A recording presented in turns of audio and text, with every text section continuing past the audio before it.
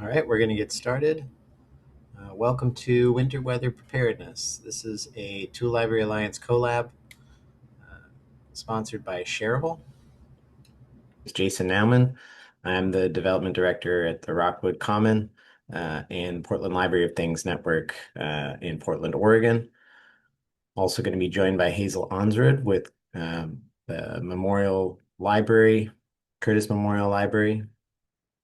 Let's back that up.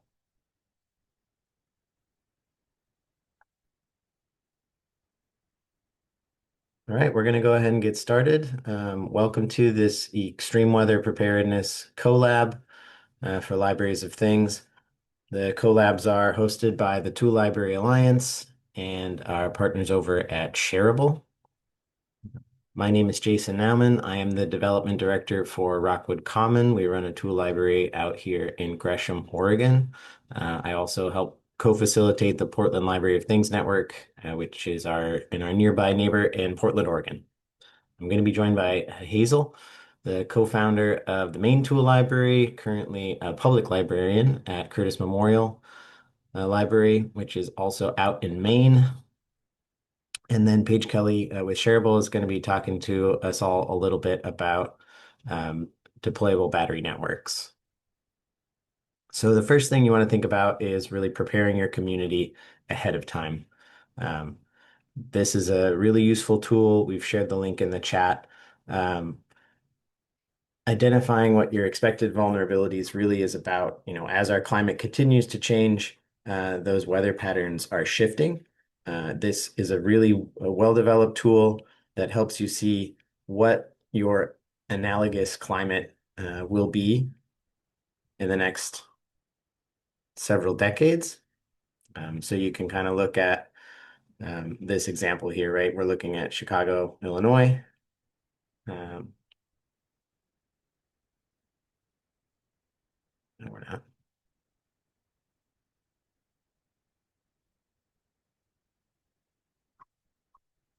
And you can see that red line there that moves down to Verdigris, Oklahoma. So in about 60 years, the climate in Chicago is going to be much more like that climate down there in Chicago. Climate in Chicago is going to be much more like that climate down there in Oklahoma. Similar temperate grasslands, savannas, shrublands. Um,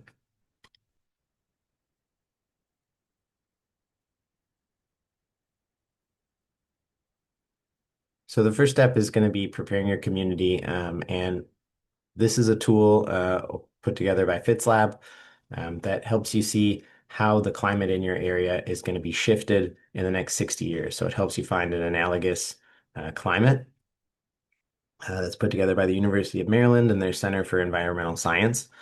So thinking about planning ahead for what's going to be coming in the future. Um, we've reached a tipping point. We know that this change is coming. And so we want to be, as we're investing community resources into storing up things, it's helpful to find those similar climates, and then you can contact other groups that are already doing this work in that area, and really be, moving ahead of the problems. Secondarily, preparing your community to weatherize in advance of the extreme weather. Um, Teaching classes or at least providing tools on things like adding caulk to your windows, adding weather stripping, making sure your basement is tuck pointed and sealed and everything is secure from flooding, possibly getting sump pumps installed, so on and so forth. Adding insulation, attic insulation and basement, securing your crawl space, stuff like that. Those are really common out here in Oregon. Um, Making sure you're reminding folks and giving them the resources, ladders, and some such to clear out gutters. Um, Providing your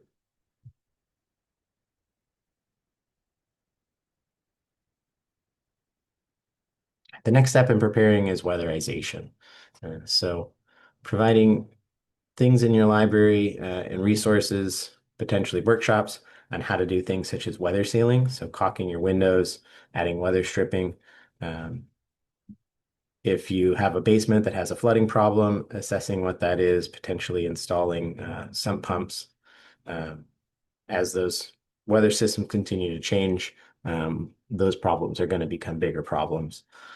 Uh, Insulation, things like an attic insulation is a very common need out here in Portland, Oregon. We traditionally did not have extremely hot summers or especially cold winters. That is changing. And so a lot of homes are built without any wall insulation or attic insulation. We work with some local organizations here that have different DIY guides. They'll come out and they will host workshops. There's also rebates and incentives at the local level. And then depending on when you're viewing this, sometimes there are incentives at the federal level as well, state level as well. So really, getting ahead of these things and teaching your community and facilitating ongoing maintenance of homes and houses so that they can be prepared in advance to kind of mitigate damage. The next thing is looking for partners. So um, not going to be doing this alone. No library is an island. Uh, Thinking about local people and organizations, you've got your emergency volunteers. They're obviously going to have the most knowledge and experience in working in some of these situations, making sure that you're connected with them, making sure that you know how to stay out of the way um, so that they can do their work most effectively.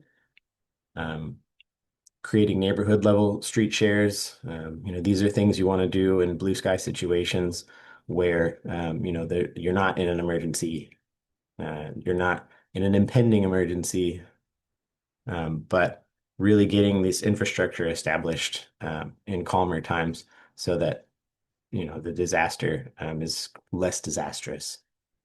Connecting with community centers, finding out where the hubs are, that's something that's going to be useful for getting your tools and things out to the community effectively if you are unable to open or if you decide it's not the right decision to open.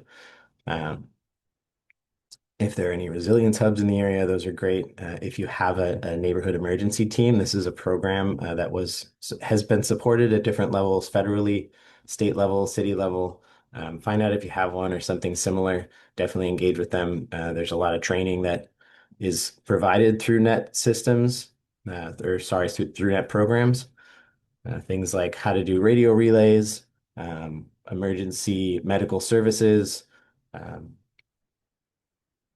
different, all kinds of different things. So it's a really great resource. Find out if you have them and get them connected with your library. Um, Thinking about local companies, there's big companies that could potentially provide sponsorship. There's smaller companies that maybe would want to just be more involved with the community, do educational workshops, um, help distribute your information, but also you can bring them in, have them teach folks how to, weatherize their house or how to check their plumbing, how to make sure their furnace is not having any issues ahead of its need, seasonal checkups, that sort of thing. Working with your local tradespeople. It's a great way to kind of build up those partnerships. And then if you're, uh, depending on, who's in charge of health, safety, and emergency management in your local area. Maybe that's a county program, maybe that's a city. Um, get in touch with those folks. Find out, how can you help facilitate clearing of storm drains? Maybe an adopt a drain program like we have out here in Gresham. Um, if there's an emergency management team at the municipal level, get in touch with them, let them know what you're thinking about doing, get their feedback, and really make sure you're working within the system that already exists. Because again, we don't want to be a roadblock because we're trying to do the right thing and then we end up causing more issues down the line. Um, Next thing is really make sure you're thinking about, who you're serving. What are the priority groups for your program? How is your community going to be unique from other situations, especially if you're, finding models that you want to replicate, make sure you're adapting that to your local needs. Um, Portland, we have a pretty significant houseless community. So they're going to have additional needs, laundry services. They're going to be more exposed to weather of all kinds. If it's raining outside or it's wet outside or in the snow and the snow is going to melt, all of those are going to be issues. Additional bathroom needs, um, drinking water, so on and so forth. A lot of things to consider there. Uh, if you are working in a community that has, well, every community really has a significant number of people living with disabilities. Um, so make sure that you have communication resources so that they can keep up with ways to keep themselves prepared. Things like pod mapping, which is a way to really look at who your immediate human resources are, what networks are accessible to you, and getting all that contact information in one place so that when you need to make contact, you can, or, if someone finds you in a situation where you need assistance, they have those resources available to them as well. If you have a significant immigrant population, and thinking about not just international immigrants, but national immigrants, folks who are moving from different parts of the US who are not used to this weather, they're not going to be as prepared, or rather, they might not know things that many of us take for granted who grew up in dealing with snow, for example, or dealing with very hot, dry weather. Um, so that's definitely something you want to think about. If there's a significant population of folks who speak a different language at home, you want to try and have translated resources, in-person translators if possible. There are some digital tools that are useful for that as well. Um, if you have a significant elderly community, obviously there's going to be changing abilities. So we work with a group out here called Upstream Access, and what they say is, if you do not have a disability, um, you will, which is to say, as people age, the gross majority of us will eventually age into some sort of higher level of need using assistive devices, whether it's blindness, mobility, um, other health problems, things like that. Um, so being prepared to help folks who, again, are some of the most vulnerable in our communities. Maybe they don't have a network of folks established, so helping them get more connected, finding out what their needs are, assistive devices that, might be life-saving, that are going to need extra power needs and things like that. And then think about youth. Kids are going to want to be helpful, and some kids are not going to want to be helpful. So having toys and resources and mental health things to keep kids entertained when they're at your library, but also when they're at home, things they can take home so that they can, keep warm, keep entertained, not cause additional stress by just being frustrated and bored. Those are good things to think about. If you do have some tools that are, kid friendly, kid size, that they can help out in some of these situations, those are great to have too, so that we can kind of empower them.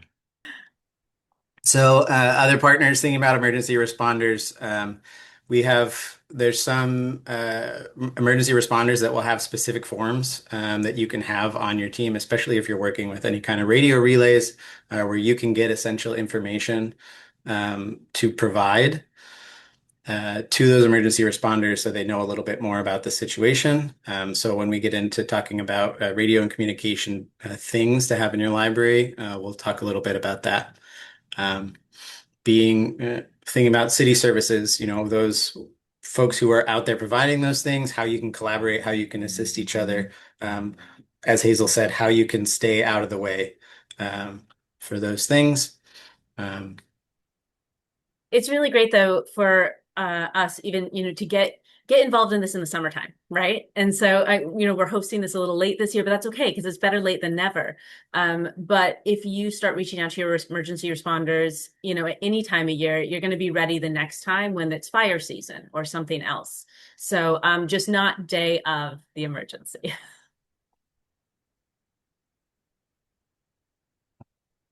And then planning ahead. So as a library, Um, we want to have staff that really we know can open up and have things ready for us. Thinking about walking distance. So these are really lessons that we had in our conversation last year that we're sharing out. If you're going to be open, that's a choice you need to make at your own level. So make sure that you have reliable people. Um, Walking distance is ideal, especially when you're dealing with deep snow, ice, things like that. Make sure that those folks are connected and de-escalation trained. I'll let Hazel talk a little bit about that. Yeah, so I think this is a crucial point that is sometimes you might be able to open something, but a lot of us, have a lot of volunteers. Um, when you're stressed or in an emergency, it's incredibly important to make sure that the folks who, if you do open, you're not opening and making the situation worse. And sometimes the right thing to do is actually to not open. And it's a really, really hard decision to make. I'm not going to say anyone enjoys making that decision, but by opening, you're providing a space where people could potentially hang out. You're providing a space where they could get items potentially. And sometimes that can do more harm than good when people are trying to get there or trying to access that.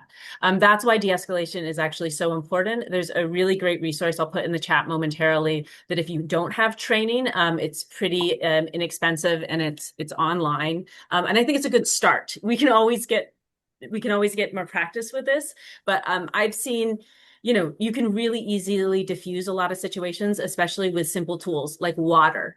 One of our favorite hacks that we use here a lot is to provide clean access to water. Because if you think about it, when you fight, you can fight, flight, freeze, or fawn. And a lot of those are sometimes forgotten about in an emergency situation. But one key hack of that is, guess what? It's really hard to run from like a big animal predator or something if you're drinking water, right? So actually, if you give people food or beverages, and in food, there's allergies. So, but if you give people water, it automatically helps you hack their system to be like, oh, it's okay. I'm safe here. Not saying that it's always going to work, but it's a really great tool to have on hand. So making sure your staff knows that in an emergency situation that you have water on hand might seem like something that seems silly, but it can be part of your overall strategy. Whether you're going to be open or not, it's always good to be thinking about ways that you can pre-lend, reduce the amount of emergency response with preparedness. So, um, working with pre-distributing some things through a trust network, the Buffalo Tool Library or the Tool Library up in Buffalo, New York, collaborates with their snow brigade. You can have, if you have a neighborhood watch, different organizations and groups of community members. Maybe it's a committee that's actually in your tool library, or just a set of neighbors that you trust. Um, some things that were discussed, and I'm a little unclear on whether or not it's actually been deployed, but it was proposed to have kind of a reciprocity agreement with renting out a snowblower, for example, right? If you're going to lend that out for a while, you try and get a commitment from those neighbors to help, a couple of folks nearby. That way it extends the impact of having those tools go out. Um, and then something that Hazel had shared that they had been doing down in Brazoria is kind of popping up in places where people are already going to be in these situations. Yeah, this is really cool. A library director named Lisa in Brazoria, Texas, actually lends trailers from her public library, and specifically, it's a disaster response library. And they bring those trailers to the Home Depot. They have agreements with these folks at the grocery store, and folks just go home, get the stuff, go home, get it, and bring it back. And something that I think the reciprocity agreement often don't think about like a piece of paper you're signing. No, it's when you check something in or when you check something out, you go, hey, thanks for coming. Thanks for being part of this community together. If you can get this back as fast as we can, we're going to help as many people as we can. Thank you so much for being as part of the team. People love that. People want to help so much. They are more than happy. Hey, would you mind if you can always do a neighbors before you bring it back. And people are like, I can? Great, I'll do that. So it's fabulous. If you want, I'll put links to the information on Lisa's program in Texas. She's done a bunch of presentations on that, and she's a wonderful resource. And then making sure that you're communicating, what your availability is ahead of time, posting online, having something up on site, just really, again, redundancy there. Um, Making sure that you have clear policies on that. So if you're not intending to be open in a storm, let folks know that in advance. If you have different expectations that have to do with your response, make sure that is clear and posted. You want to be keeping people safe. Um, and then, yeah, coordinating again with your local EMS as we had talked about. Um, I think when you make that decision of what you are or are not going to do, the communication about that is key. So we actually have flyers, for example, of things we do not lend and why we don't lend them. And we blow those up when we're not open so that people can get access to, for example, shop vacs at our local Home Depot that they know that we are not going to have. So they don't waste their time trying to come to the public library to get their shop vac, which I know some of you have. So that's great.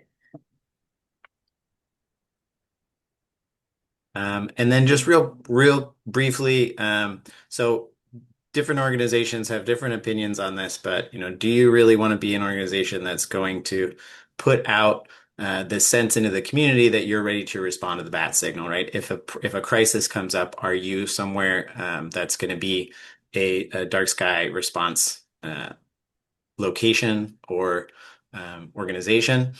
It's a choice you need to make, and as all these things we've talked about, be prepared and really know what that means. But if you're not set up to do that, you don't have the resources to do that, um, you know, be clear about that and make sure that folks know that, provide them with the right place to go, communication about, where they should be, who they should be reaching out to. It's going to be able to help them in those situations. You're not failing as an organization if you're not, responding to a call that isn't necessarily yours to answer. I mean, we all want to be able to be a superhero, right? But sometimes maybe we shouldn't try to fly. Yeah. Cool. Now we're going to dive into some inventory. Hazel and I have put our brains together, and some of the things that we have in our individual libraries we know are floating around. Full disclosure, disclaimer on this. Um, there's some things that neither of us are lending that are on this list. And there's definitely some things that might not be right for you, might not be appropriate for your weather conditions. So, take everything in here as an idea. So when it comes to snow stuff, you want to make sure you've got shovels, durable shovels, things that are going to last with really heavy use. Make sure you're checking on those. The last thing you want is someone to trudge through the snow, grab a plastic shovel that's going to break on them pretty soon because it wasn't maintained. Um, Thinking about, durability and then ergonomics. Sometimes it's a scooper, sometimes it's kind of a pusher. Uh, Many different folks have different capacities on how they can do that. In different snow and different locations, we'll have different things. So, like that pusher here, we wouldn't use because it's too light. You would need a depth pusher that you then make snow hills from. But you can talk to some people, talk to the contractors, they'll hook you up. Right. So roof rakes, that's going to be something that's going to keep the weight off of your roof, away from your gutters, different things like that. Find ones that are appropriate. Again, really important to be thinking about your snow, and how heavy that is, how deep that's going to be coming down.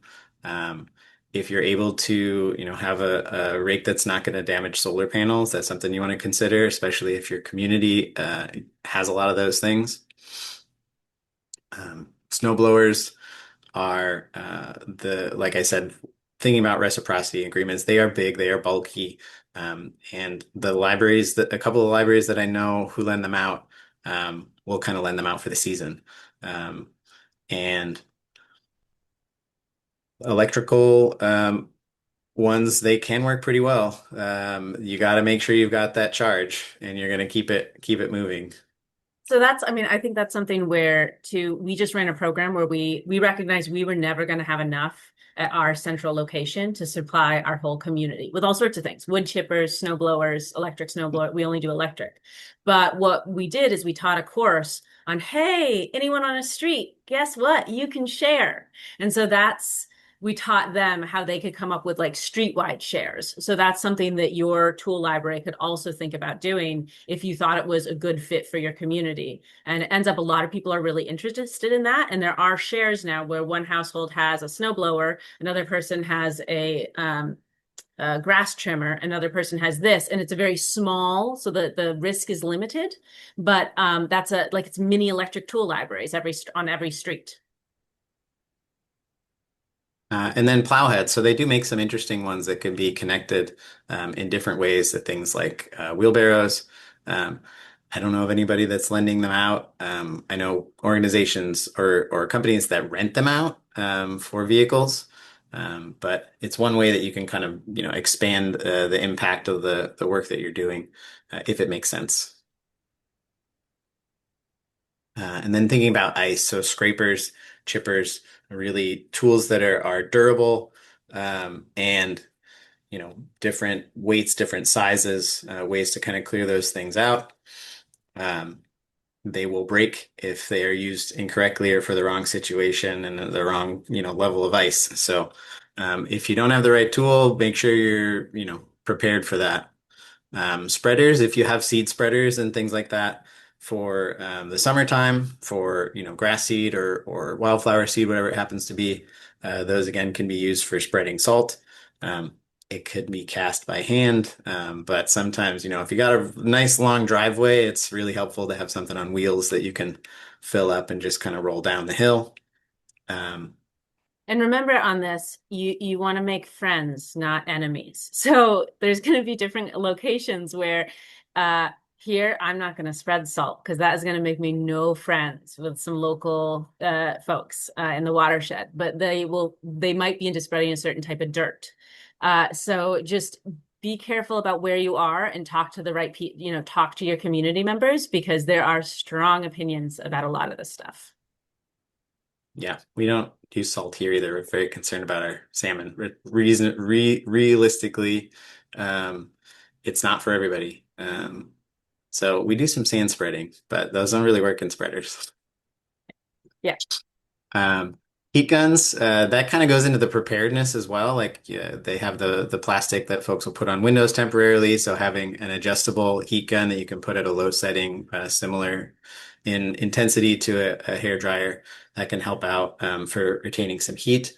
Um, and then um, ramps. So if you can't remove all the ice, ways that you can make transition safer for folks that, that might have mobility issues or, anyone really. Ice is slippery no matter who you are.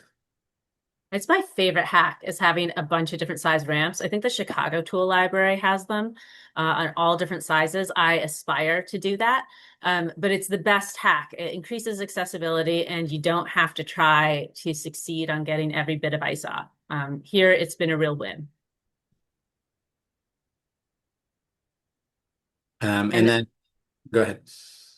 I was gonna say, and another factor associated with that is the safety markers and the safety cones. I think we didn't start lending them at first, but they go out all the time and they're super useful for so many scenarios, whether you're just playing now when you play that game, dodgeball ends up you're supposed to hit cones, not people. I didn't grow up with that type of dodgeball, but I can tell you that's what our cones are used for in the summer often is cone dodgeball, but they are also super useful for winter weather.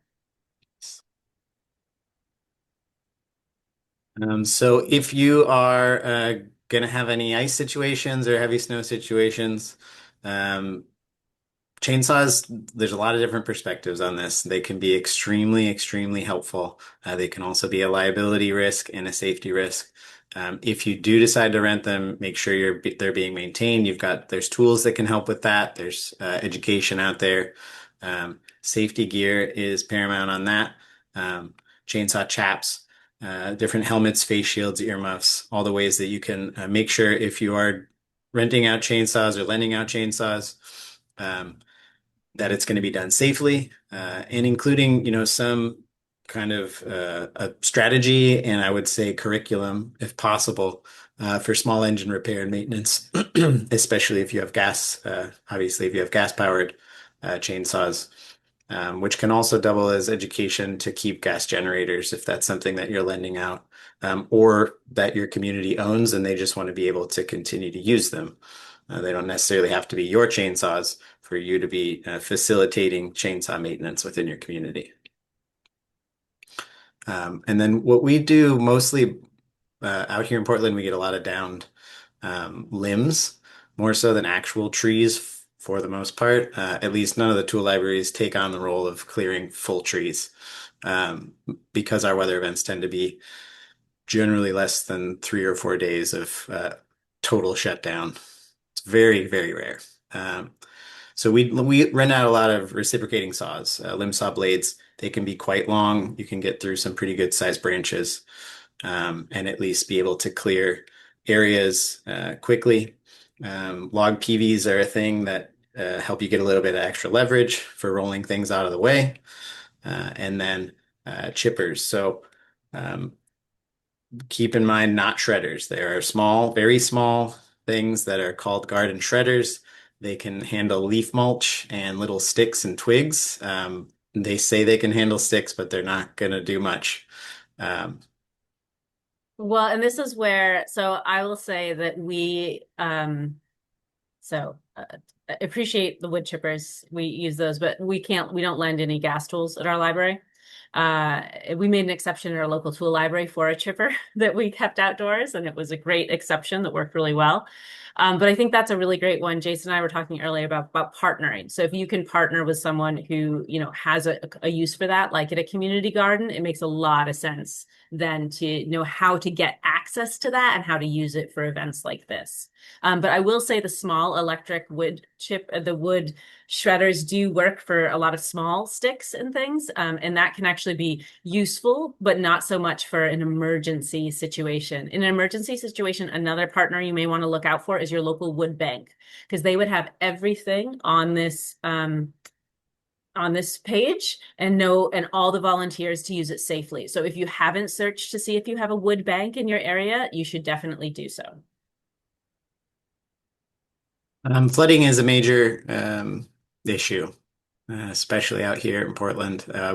It's all 50% of the year we've got flood problems. So some pumps, as we were talking about earlier, they come in a lot of different sizes. You probably don't need especially large ones, but again, it depends on your community. Make sure you've got hoses for them. They've got nice lay flat hoses that work really well. Shop vacs, they can be pretty messy to clean, so communicate with your borrowers that needs to be done and that they know, how to set it up for wet and how to set it up for dry. Different sizes as well for those. Carpet blowers, again, really pretty bulky, but it can make a really big impact, especially, avoiding mold situations from developing. And then squeegees, so ways that you can kind of push that extra moisture out of the carpet, off of the hard surfaces, different places where you don't want it to be. Yeah, and if you're not familiar with kind of flooding stuff, you might want to think about running a class on preventing flooding also for folks with your tool library, because a lot of times folks are new to the area and they might not know about, if you just let the faucet drip just a itty bitty bit, that's going to save your pipes from freezing, which causes a flood in your basement. So little things like that can really go a long way for prevention. And more flooding, yay. So again, I would really caution you to be careful about what you lend for flooding, but that doesn't always mean that you can't have it at your library and then lend it judiciously in case of emergency. So that's where there are these things that I didn't know about. They're often called pigs in the industry, but you can see them called water socks or water absorbers. And we use them constantly, honestly, here now. They are really great for use around our facility. And then when we know of someone else who's in need of them, who can use them. We do not yet lend them out to the public, but I could see a situation, an emergency community situation, where we would. But it's been fabulous to hand out to have a bunch of these on hand. And basically what you do is they're super light things. They're these long socks that then fill up with water. And it's like a giant sponge that then you just swoosh together. They're one of the best things to clean up. Same with, don't forget to get hand-powered items. Often when you have a flood, you will not have electricity. So your transfer pumps, I mean, I love a transfer pump, but it's not going to work. So a hand-powered pump is really important. Same with good quality tubing. Sometimes you don't even need a hose, just some long tube, and then use physics, and you can make that water move. Finally, I would just make sure to remember that group gear is really important sometimes. So having enough so that all of you can jump into action. If you have a place in your community that always floods, it's really great to have enough shovels so that you could fill sandbags for that 3 times a year where you need that barrier in your community. Yep. And then thinking about 5 gallon buckets, it's a really a great opportunity for sustainable reuse. If you have restaurants that serve any kind of pickle products, they tend to have 5 gallon buckets that they're just throwing in the trash. So think about ways that you can get those without having to invest anything, keeping them moving around. You might even, be able to sell them for $1 or $2 to do a little bit of fundraising, but having some of those on hand for sure. Yeah, Jason, that's a great point. Also, same with kind of larger buckets like rain barrels. I know here they're all reused from the food industry, and there's literally a barrel guy that you go meet in a field, and he gives you the bucket and the size you need. So thinking about cold stuff, again, this is one where it's really you want to be very careful, very mindful of safety. There is a heater that we have one in our inventory. It's called the Little Buddy. It uses propane. You can use tanks, small tanks that attach to it, or you can connect it to a larger propane tank. It has a carbon monoxide shutoff detector in it, an O2 detector. And it also has emergency knockoff, all of these kind of safety features. But there's definitely a higher amount of liability risk and a lot of safety concerns when you're lending out heaters. It's something that probably you want to think about educating your community on, whether you're lending them out or not. Um, Similarly with sleeping bags, make sure you have laundry facilities to deal with them. If you have space to keep them uncompressed, they're going to be a lot more effective if you pack those up into compression sacks because it's convenient to store. They're really going to degrade in quality pretty quickly. Having tents, whether you want to lend tents out as outdoor gear for outdoor use, that if you live near a major outdoor concert site, might not be the best idea. But it does work for some people. But having, a tent that is specifically for indoor use, so if folks have their power go out, having multiple layers of heat trapping can really, be a life or death benefit. So things like that, different survival blankets. A lot of times we see the really flimsy um, tinfoil looking emergency blankets that are single use. It's good to have some of those on hand as an individual. Certainly not something that makes a lot of sense for lending out. They do make some more durable ones these days that actually have, reinforced grommets and backing so that they can last a little bit longer.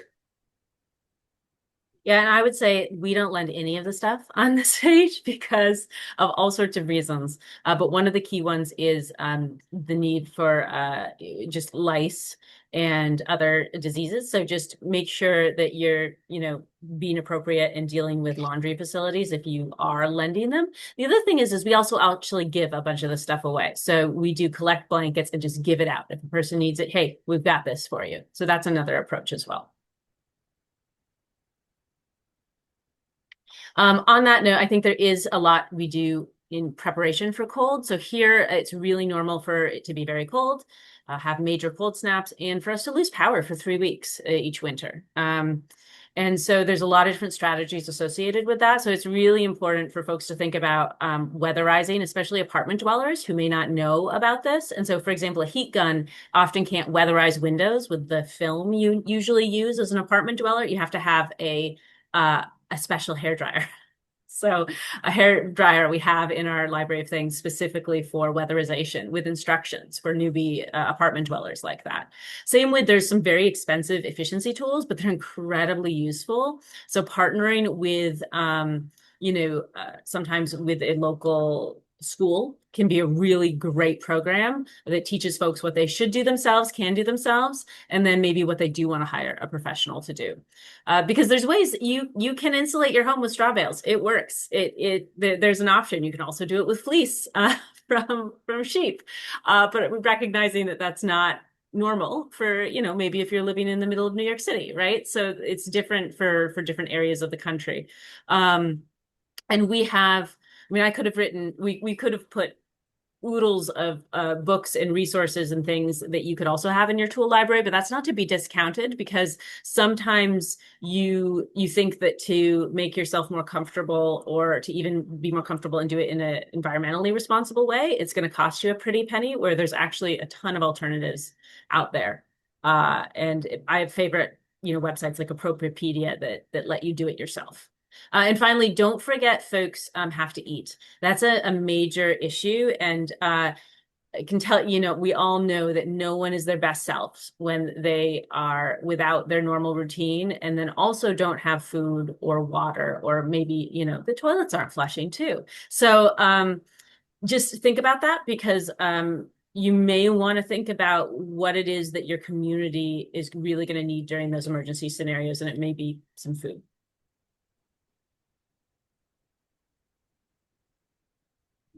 And yeah, Oh, sorry. that's okay.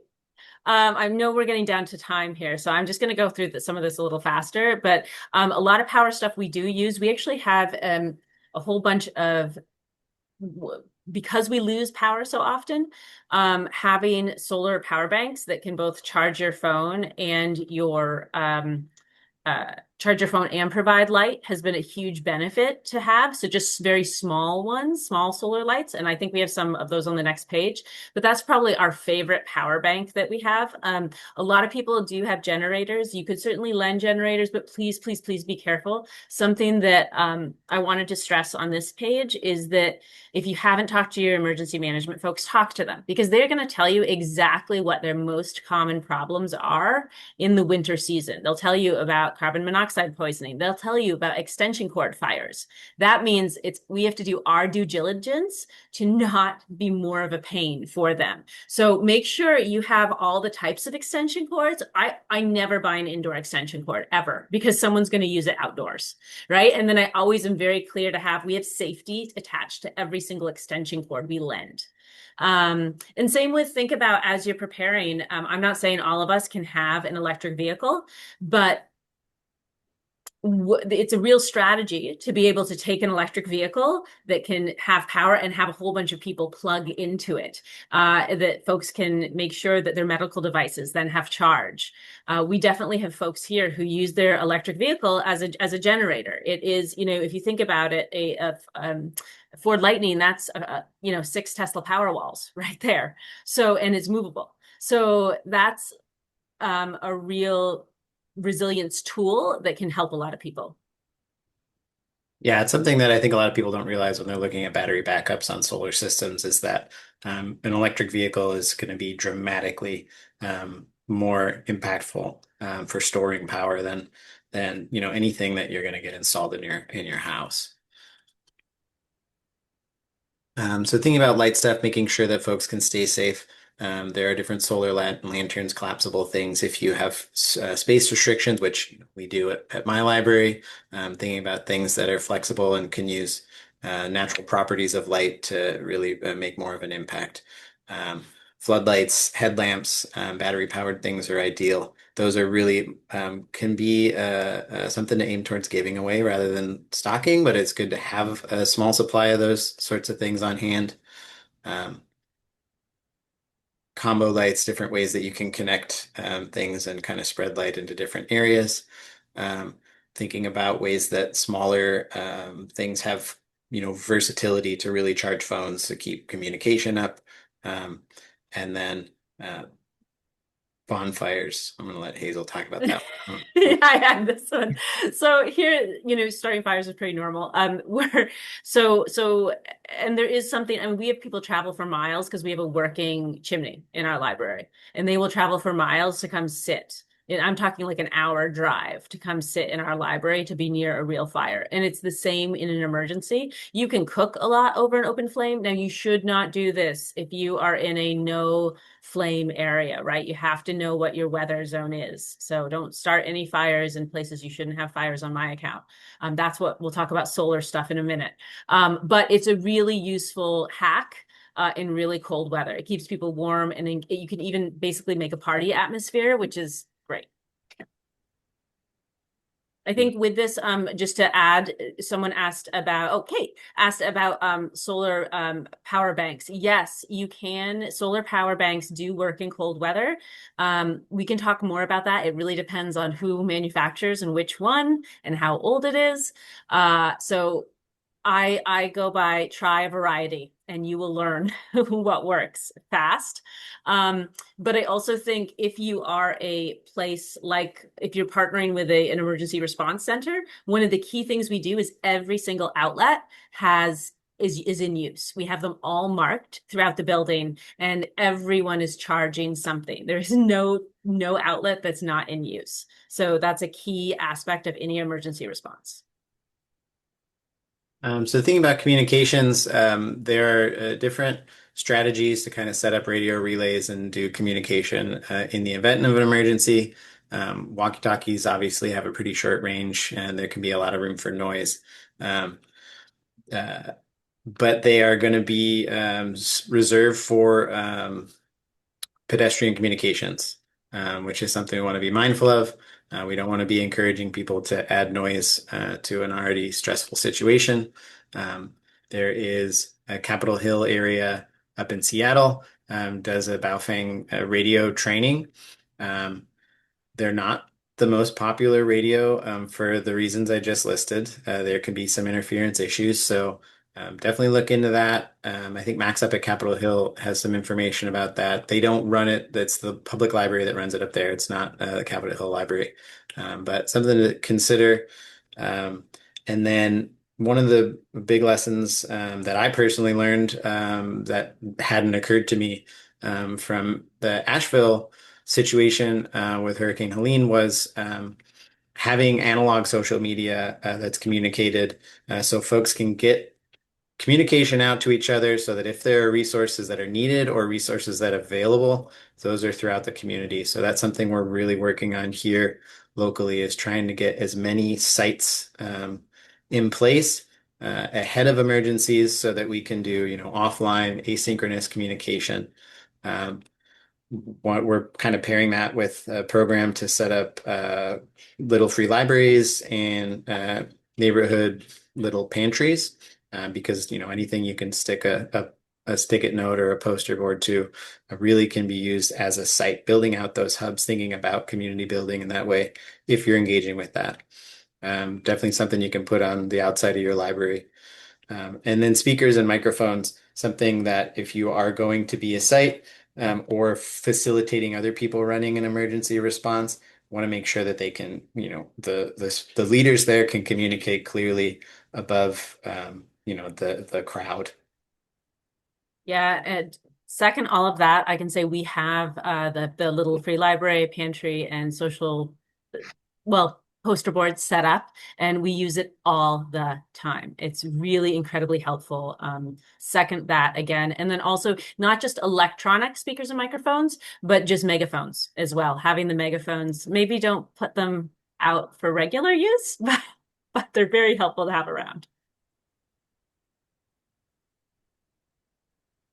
So thinking about folks who, don't have power and may be most likely a little over dependent on technology and electricity for their entertainment, ways that folks can prepare for a weather storm if they're going to be safe and sound inside, but they want to be prepared for having something to do. Little things like board games, having mending, if you do any kind of mending work and skill building within your community, it's great to remind folks that this is a good time to build up those skills, practice building out play kits that are at different age ranges, so folks can really be ready for those situations. Of course, books. Always good to have. And I think another really good hack, if you have the ability to have more of a community center, something is movies and popcorn. If you can make that happen, that lifts everybody's spirits. And if you can't, even just having a shared screen to play or a shared area where you can play physical games like table tennis or whatnot. You have table tennis now that can attach to any table. Um, The jury's out for some folks on whether or not it's the best idea to lend sleds. I'm a big fan of sled. We have a lot of excess rain barrels as well from a supplier, so we are working on a homemade toboggan building workshop as well. Helmets here is a big one that Hazel reminds everyone. They do not, think about lice and make sure safety. If you can't lend helmets, maybe don't lend sleds. Depends on the size of your slopes, I suppose. Always better to have helmets than not, and certainly your liability insurance will thank you. Um, I love sledding, but also love a helmet. This stuff is important too. I'm a huge fan of solar ovens. Can't say enough good things. But if you're in an area where solar ovens and they do work, some of them, there's one on that's not on here. Oh no, it is on here. It's the parabolic one. So I purposely put in the three options I think all of you should have at your library because they all work differently and it will get folks hooked on them because they work well. And it's not dangerous. But if not, then we also have a few other normal, traditional stove options, which everyone loves a pocket rocket. That works well. I like this one that charges phones. And then we also have just a standard portable stove. Ours get used all the time for programs. There's ones that the metal one there, the square one, the kind of mini rocket stove, it lays flat, but you may not have access to wood where you are. So again, make sure you have the fuel for whatever stove you're using. But nothing lifts spirits like warm hot cocoa, warm coffee, tea. It's really useful. yeah, and I would say if you end up having, those pocket rocket backpack stoves, do have disclaimers about that so folks aren't, damaging them and breaking them down. Great for boiling water, not great for making soup. Don't mess up the stuff and make sure that it comes back clean. And if you don't have the facilities to clean them, maybe not the right thing for you to lend. So my favorite solar oven was that Solarplicity one, and it folds up like this, but it's just wicked expensive. But if anyone wants to go in on a group sale of it, I will so buy it with you because it's awesome. And it works. But in the meantime, we had, donated items. So keep a carafe, portable water storage, keep all your maintenance tools easy to access for emergencies, and keep those really useful books that are kind of hacking a common system. I really like this do-it-yourself 12-volt solar power. It talks about how to hack a 12-volt car battery and repairing it and using it again and again. But there's a ton of other books on this subject that there's a website called Appropriapedia, which is useful sometimes too, that really can talk to you about ways to make do and ways to fix the problem with very little resources. Because guess what? Folks have been doing this for a long time. One thing I think has been a real lesson learned, if you don't lend internet, think about lending internet. There is, I'm going to put the link into chat, but sometimes, at least here, often when the power's out, you can still get internet, and that's really rather wonderful for a whole variety of reasons. So we lend 10 Wi-Fi hotspots. They work often, they work well, and they are used in so many more cases beyond just disasters. And now where we have it, this program that I'm going to put in chat, you can actually use old hotspots that are sitting around and they'll use those for you. So you don't just have to buy a new 5G one. You can just get a subscription with the old 4G one that's sitting in your closet. So that's really been fantastic. Yeah. You can get hotspots pretty affordably through the Mobile Beacon program if Exactly. you're a nonprofit. They also launched a new, really great lending launch kit program last year, where if you are selected, you can get it's either 10 or 20 laptops and hotspots for your organization to kind of build out digital equity. So something to look into. Um, yeah, so that's the stuff. There's obviously more stuff that you could have. That's kind of what we captured. We're going to jump over to Paige and talk a little bit about another project that Shareable has been involved in. I'll let Paige kind of take it from here. Awesome. Thanks, Jason. I'm Paige. I introduced myself earlier, but some folks joined. I'm the communications manager at Shareable, and Shareable partnered with the People Power Battery Collective in mostly 2023.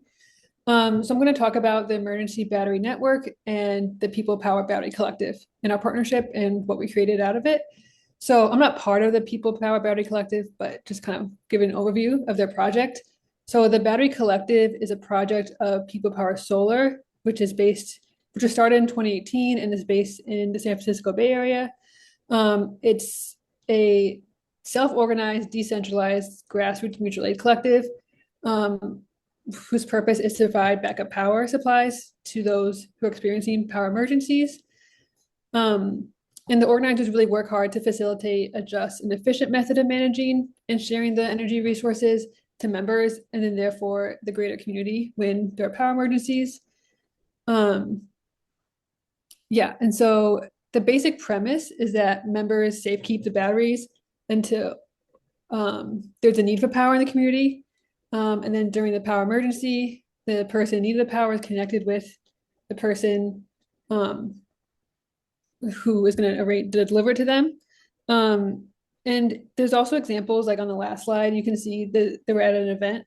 So it's not always during emergencies. You can use the batteries if you have capacity and the want to help power outdoor events.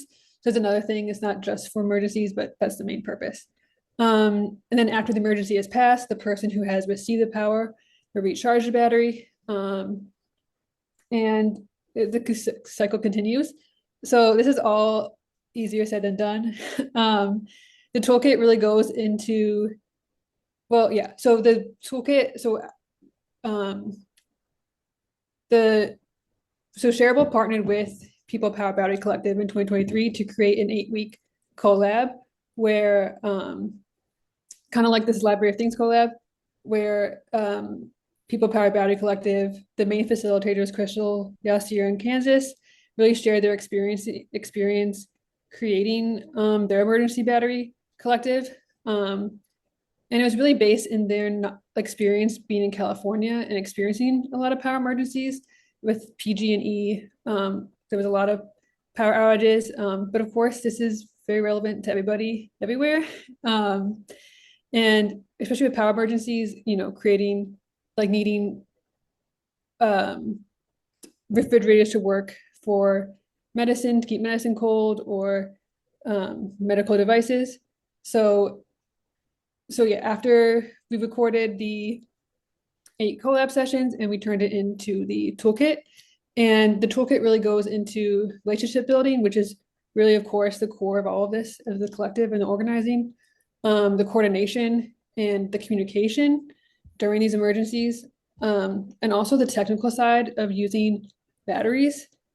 There's a lot of safety considerations to know about this, and that's a really important point because you want all of your members to know how to safely use these during emergencies and in general. So that's definitely something that's important there. And we also talk about how the batteries are expensive and how to source them secondhand. Batteries, lithium-ion batteries are imperfect solution.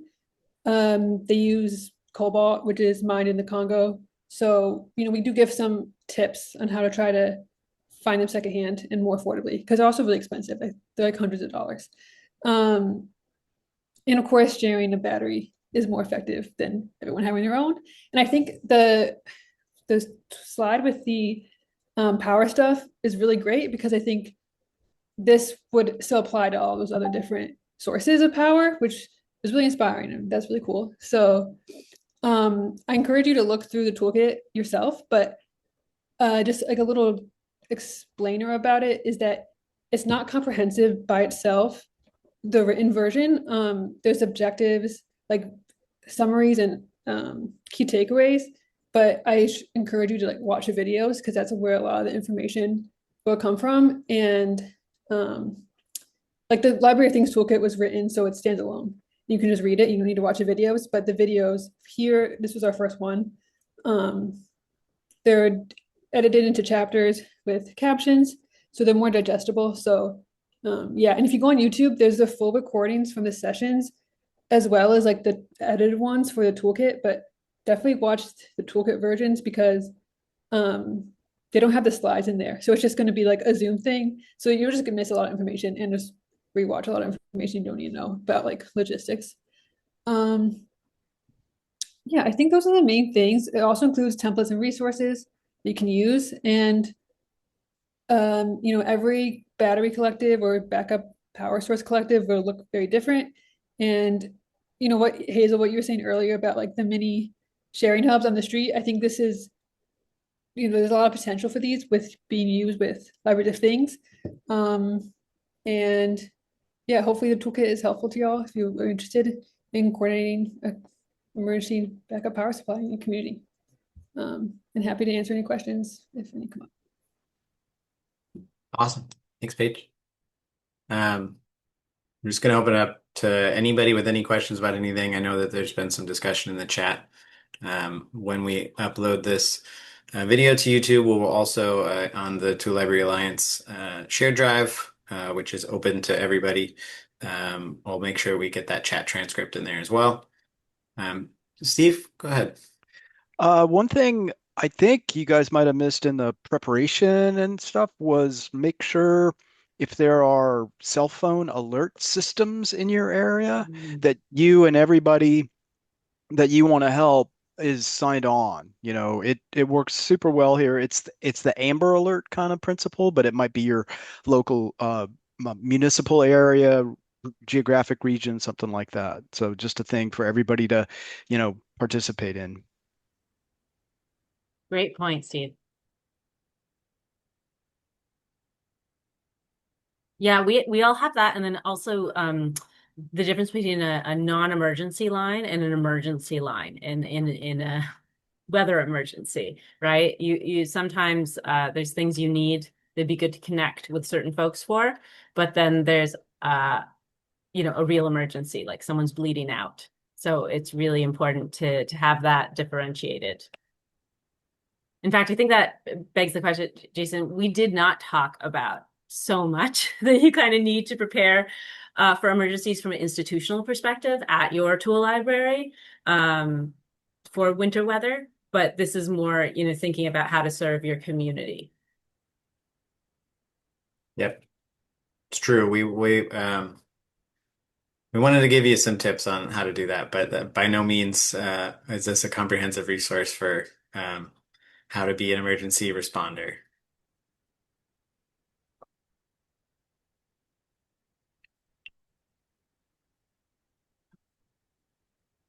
We don't have any other questions. I would encourage folks to, reach out to the Tool Library Google group. If you have, questions about gear and want to find out what other folks are doing, there's some really good discussion on there generally. Use the search tool and find out if that discussion's already open. Just a friendly reminder on how those open forums will work. And that you can kind of jump in and find some of that information, but definitely don't hesitate to ask. You can reach out to Hazel or myself. Hazel, I didn't put your email on here, but you can reach the Tool Library Alliance at hello@toollibraryalliance.org. And yeah. Yeah, please feel free to share your expertise too, because you've all got it. And that's how we're gonna all level each other up. We're perfection, right? I know a famous poet said that. I forgot which one, but I really appreciate it. Yeah. And we will be, from the Tool Library Alliance standpoint, we'll be putting out some communications in the new year about upcoming meetings, upcoming collabs, all sorts of things like that. So we're going to doing a little bit of recharge, as you all should, when you can. And yeah, thanks everybody for coming in. Thank you all. Yeah. All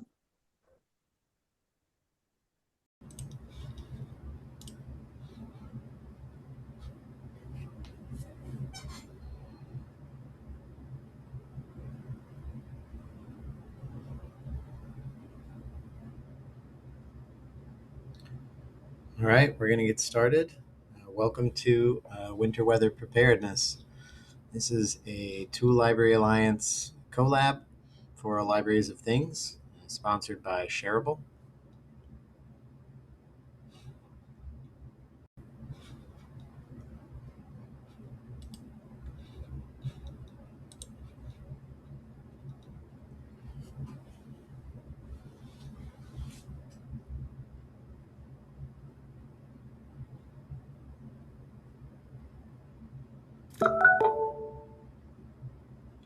All right, we're going to get started. Welcome to Winter Weather Preparedness. This is a Tool Library Alliance collab sponsored by Shareable.